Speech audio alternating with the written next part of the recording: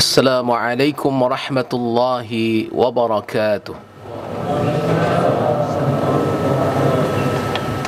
Innal hamdalillah nahmaduhu wa nasta'inuhu wa nastaghfiruh wa na'udzu billahi min shururi anfusina wa sayyiati a'malina.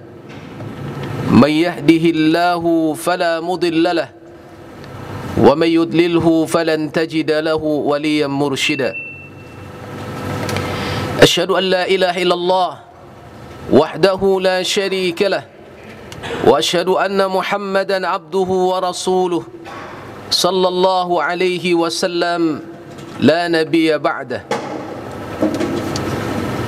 Fa ya ibadallah, usikum wa nafsi bittaqwallah wa ta'atihi la'allakum tuflihun. Ya ayyuhalladzina amanu ittaqullaha haqqa tuqatih ولا تموتن إلا وأنتم مسلمون. فقال الله تعالى في القرآن الكريم: أعوذ بالله من الشيطان الرجيم. بسم الله الرحمن الرحيم. وقلنا يا آدم اسكن أنت وزوجك الجنة وكلا منها رغدا حيث شئتما ولا تقربا هذه الشجرة فتكونا من الظالمين. صدق الله العظيم. معاشر المسلمين rahimani wa rahimakumullah. Alhamdulillahi rabbil alamin. Segala puja dan puji syukur kita sampaikan hadirat Allah subhanahu wa ta'ala. Dari Jumat yang mulia ini, Allah subhanahu wa ta'ala masih memberikan kita waktu dan kesempatan untuk membuktikan kecintaan dan kesetiaan, bersujud dan bertafakkur di hadapan Allah subhanahu wa ta'ala. Semoga nilai ibadah yang kita lakukan diterima di sisi Allah subhanahu wa ta'ala. Selawat berangkaikan salam kita sampaikan kepada baginda Rasulullah sallallahu alaihi wasallam. Allahumma salli ala Muhammad wa ala alihi wa ashabihi ajma'in. Assalamu alayka ya Rasulullah. Khatib mewasiatkan wasiat taqwa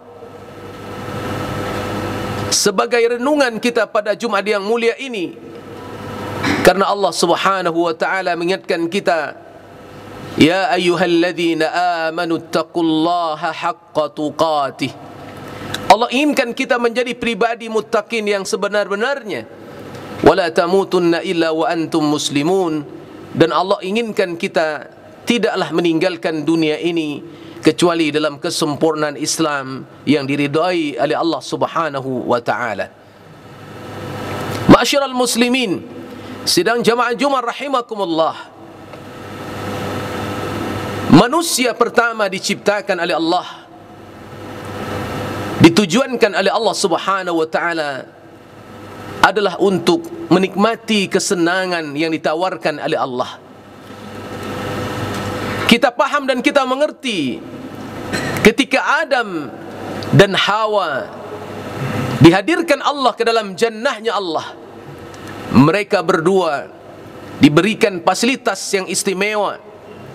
Mereka berdua diberikan kenikmatan yang luar biasa. Mereka berdua dipersilakan oleh Allah subhanahu wa ta'ala untuk menikmati surga yang sangat indah. Wa qulna ya Adam uskun anta wa zawjukal jannah. Wahai Adam dan Hawa, tinggallah kalian berdua dalam surgaku ini, kata Allah. Apa yang kalian lakukan? Wa kula minha ragadan haitsu syi'tuma. Makan, minumlah, apapun yang kalian ingin dapatkan maka mintalah, maka dia akan hadir menjadi milik kalian, akan penuh dengan kenikmatan yang kalian nikmati. Akan tetapi kaum muslimin, ada syarat yang harus menjadikan kenikmatan itu bertahan dalam keindahan yang sempurna. Ada syarat yang berlaku agar kenikmatan yang ditawarkan Allah itu tetap utuh pada Adam dan Hawa, yakni jangan mendekati batas larangan yang telah ditentukan Allah. Wala taqraba hadhihi syajarah, jangan engkau hampiri pohon ini. Karena apa? Apabila engkau mendekatinya dan menghampirinya, maka fatakuna minadh zalimin. Semua kesenanganmu, semua kenikmatan yang telah diberikan Allah dari nikmat surga ini akan berakhir kepada kalian, karena kalian sudah menjadi orang-orang yang zalim. Kaum muslimin yang dimuliakan Allah, sebenarnya kita juga diciptakan oleh Allah ini untuk bersenang-senang dalam kenikmatan, bersenang-senang dalam semua janji Allah yang sangat dahsyat itu. Maka oleh karena itu Allah berikan kita syariat untuk menjalankan nikmatnya kesenangan itu, dan Allah memberikan batasan dari larangan agar kita tidak menubruk dan menabrak benteng-benteng larangan itu, agar jangan nilai-nilai kenikmatan dan kejayaan itu diambil kembali oleh Allah. Maka ketika Adam alaihissalam dan Hawa melanggar batasan-batasan larangan itu, maka dikala itu kemudian Allah subhanahu wa ta'ala memberikan sanksi kepada Adam dan Hawa. Maka bertanggalanlah pakaian surga yang tak lagi berhak mereka nikmati. Maka Allah ambillah kesenangan surga itu. Kenapa? Karena mereka sudah melanggar larangan itu. Mereka sudah menabrak batasan larangan Allah subhanahu wa ta'ala, sehingga kenikmatan itu tak layak lagi disandangkan kepada mereka.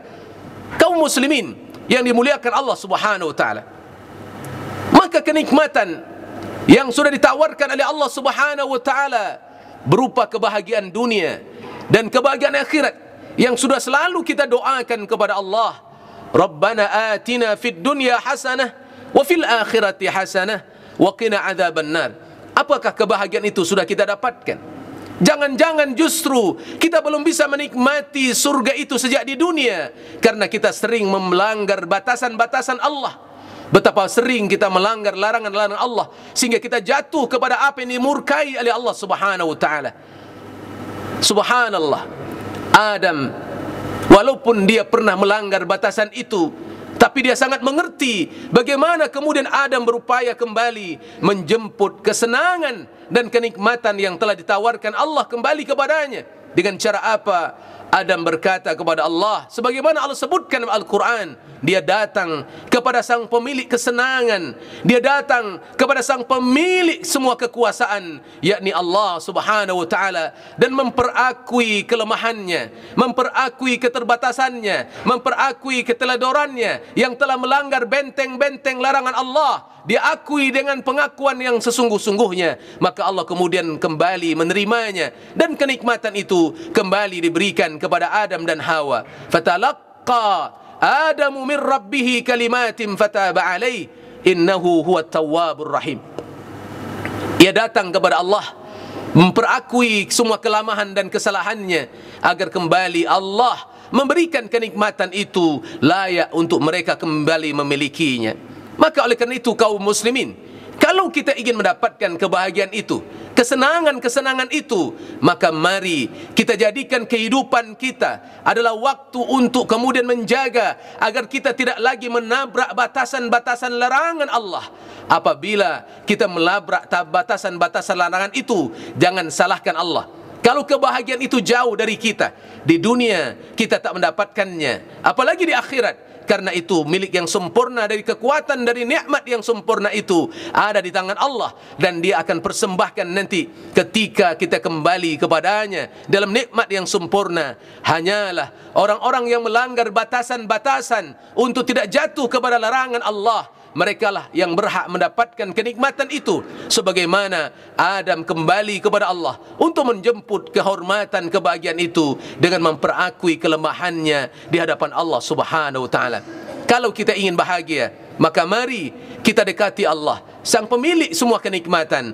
Mari kita jaga diri kita agar jangan terjatuh kepada larangan-larangan dan justru merobohkan benteng larangan itu sampai kita jatuh ke dalam kenistaan sehingga kebahagiaan itu tak layak lagi disandangkan kepada kita. Bukankah kehidupan untuk mengejar kebahagiaan yang bukan sesaat tetapi kebahagiaan yang abadi? Maka rumusnya sudah Allah buatkan untuk kita, tinggal kita menjalani dan kemudian terus istiqamah untuk mengikuti jalan itu, karena jalan itu pun sudah dicontohkan oleh manusia yang sempurna, akhlaknya yang mulia, yakni kekasih tercintanya Allah, baginda Rasulullah sallallahu alaihi wasallam. Ketika kita menempuh jalan itu, maka kebahagiaan itu pasti layak disandangkan kepada kita. Di dunia kita memilikinya, di tengah harta yang Allah titipkan, Allah berikan nilai kebahagiaan dan keberkahan. Jangan justru di tengah semua kesusahan, justru Allah ambil semua kenikmatan yang hakiki itu,